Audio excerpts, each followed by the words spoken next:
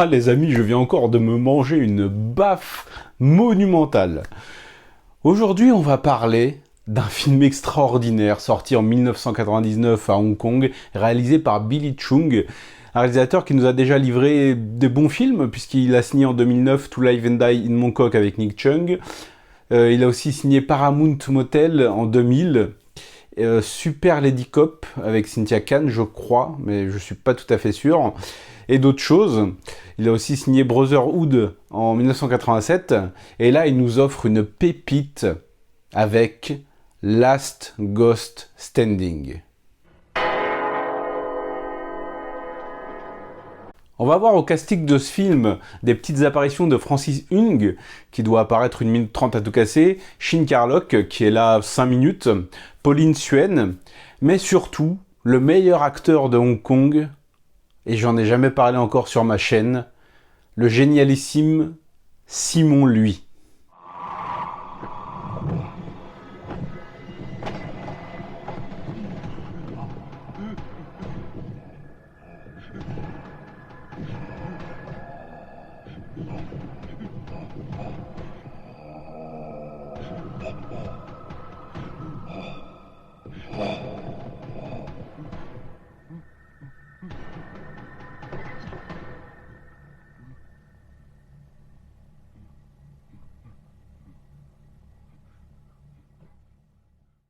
Vous connaissez pas Simon Lui?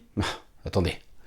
Vous me parlez de qui? Andy Lau, Sammo Hung, Jackie Chan, Yuen Biao, John Woo, Kirk Wong, Tommy Wong, Anita Mui, Maggie Cheung. C'est censé être qui? Je connais absolument pas ces gens-là, moi. Non, moi, je suis fan jusqu'à la mort de Simon Lui. Je suis un collab sur toute sa filmographie. Et il en a enchaîné le bougre, hein. Il a fait au moins 150 ou 200 films. Rien que 1999, l'année où est sortie cette perle de Last Ghost Standing, il a joué dans 27 films. En un an. Bon. C'est Simon Lui, quoi.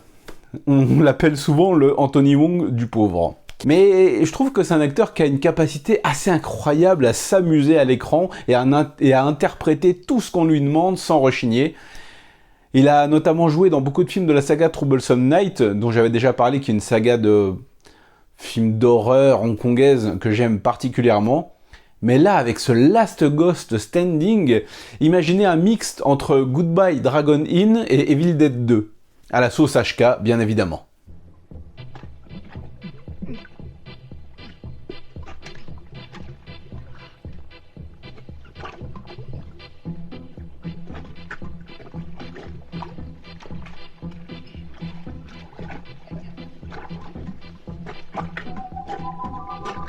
Le film nous raconte l'histoire d'un cinéma qui va fermer ses portes le 31 décembre 1999 puisqu'il est racheté. Et donc c'est la dernière nuit avant le passage à l'an 2000. Et une petite poignée de personnages se retrouvent piégés dans un cinéma, dans ce cinéma donc, où il est impossible de fuir, où il est impossible de sortir, et où des créatures surnaturelles vont les attaquer. Et putain, vous êtes pas prêts, vous êtes pas prêts pour ce qui va suivre.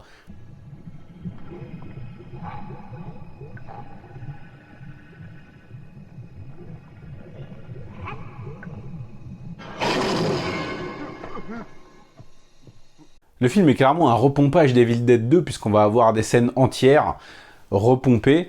Je pense notamment à un personnage qui va voir sa main prendre vie et devenir indépendante. Il va devoir se la couper, bien évidemment. On va avoir une femme décapitée dont la tête va mordre va mordre le cul et les couilles de Simon Lui dans une séquence de 5 bonnes minutes. Mais c'est hallucinant. Après, il joue au football avec un autre personnage. C'est complètement délirant. C'est fou. Et en même temps, on a des trouvailles visuelles que je trouve assez incroyables, comme cette scène.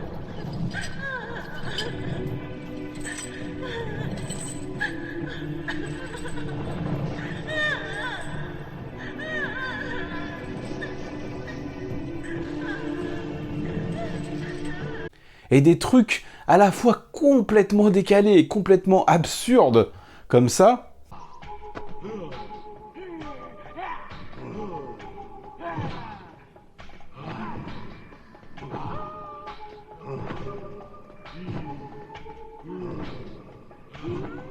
où toute cette séquence avec un espèce de monstre opossum avec une trompe qu'une droguée va chevaucher.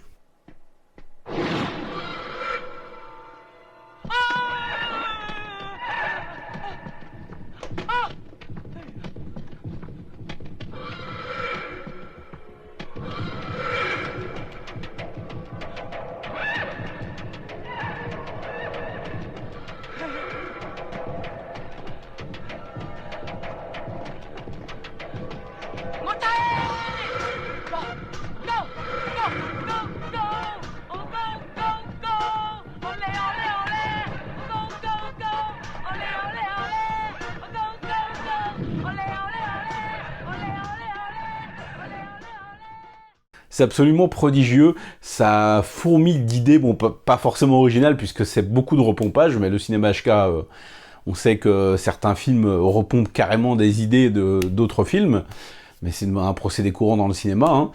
Mais là, franchement, il y a une énergie et l'ambiance sur le tournage, ça devait être absolument incroyable parce que tout le monde a l'air de s'éclater, tout le monde est dans un surjeu, mais incroyable. Faut dire que le casting, bon, c'est un petit peu la crème de la crème des acteurs de seconde voire de troisième zone. Mais là, purée, comme on dit, les étoiles étaient alignées parce que j'ai passé 1h27, mais complètement folle, quoi. Je voulais que ça s'arrête jamais.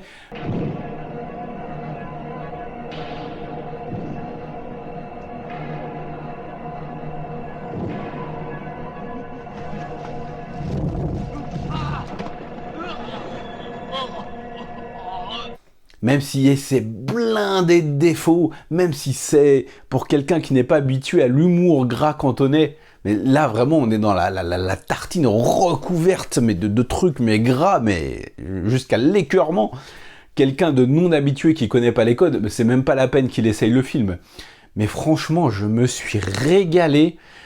Il y a des scènes qui traînent en longueur, notamment sur le final, mais tout ce qui va être apparition de monstres, scènes de course-poursuite, des espèces de scènes de combat, l'apparition de Chin Carlock qui est grimé dans un espèce de faux Jackie Chan avec un énorme nez, c'est complètement aberrant, c'est complètement fou, et qu'est-ce que ça peut faire du bien de voir ça?